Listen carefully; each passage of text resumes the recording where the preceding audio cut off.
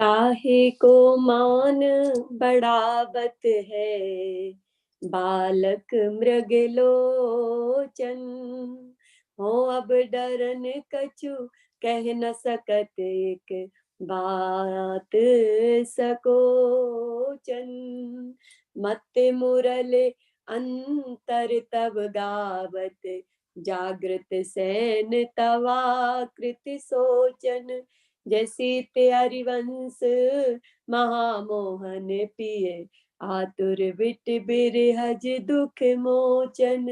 काहे को मान बढ़ावत है, बालक मृग लोचन। श्री हरिवंश। जय हो। इतनी प्यारी प्यारी बात होती है, रास होती है, तो एक तो मान की लीला बनती है। तो ये अब मान की लीला में आ गए वापस हम लोग।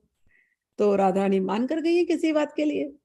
अब पहले तो श्याम सुंदर समझाते हैं, फिर समझ नहीं सकते, फिर हित सखी को भेजते हैं। अब हित सखी समझा रही है कि हे राधे, तुम क्यों प्रियतम से मान करती हो? चलो, तुम्हारे बिना उनकी दशा अच्छी नहीं है। तो वो मुरली से भी कुछ गाते हैं, तो एक ही धुन गाते हैं, केवल तुम्हारा नाम। तुम ऐसे मत यहाँ पर उठो, चलो। तो वही यहाँ पर एक्सप्लेन कर रहे हैं। काहे को मान बढ़ावत है, बालक मृग लोचनी। हे राधा रानी, नेत्रों से तो तुम्हारे नेत्र देखेंगे ना, तो ऐसे मृग के बच्चे ऐसे नेत्र है। कहने का अर्थ है तुम भी वैसी बच्ची जैसी ही हो, लेकिन मान तो तुम्हारा ऐसा है कि पूछो मत, जैसे पता नहीं क्या हो। क्यों मान बढ़ा रही हो हे बालक मृगलोचनी? मृग के बालक के जैसे दिखने वाले नेत्रों वाली हे मननी, व्यर्थ का मान क्यों बढ़ा रही हो? मान जाओ। हो अब डरन कछु कह न सकती, एक बात संकोचनी। तुमसे मैं कैसे कहूं? मुझे एक डर भी लगता है तुमसे बात करने। जब तुम मान कर लेती हो ना, तो मैं संकोचवश कह भी नहीं पाती हूँ कितनी बार। अभी भी मैं डरी हूं, लेकिन आज मेरा संकोच कुछ और है, आज मेरा डर कुछ और है।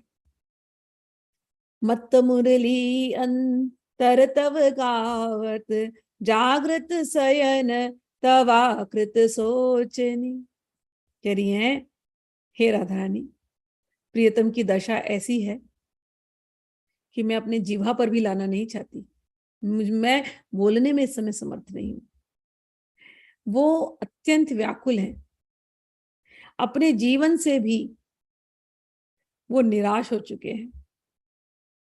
मैं अब तुमसे क्या कहूं, न जाने भविष्य में क्या होगा। ये सब बातें अच्छी नहीं है, ये कोई मंगलमयी बातें नहीं है जो मुझे तुमसे करना चाहिए। फिर भी मैं इतनी अंदर से डरी हुई हूं, उनकी दशा देख करके मैं आई हूं। मैं संकोचवश तुमसे कह रही हूं, तुम, मुझे बहुत डर लग रहा है, तुम अपना ये मान छोड़ दो। एक बात और बताती हूँ जिससे तुम्हारा मान हल्का हो जाए। मत्त मुरली अंतर तव गावत, वे उन्मत्त हुए मुरली में और अपने हृदय में।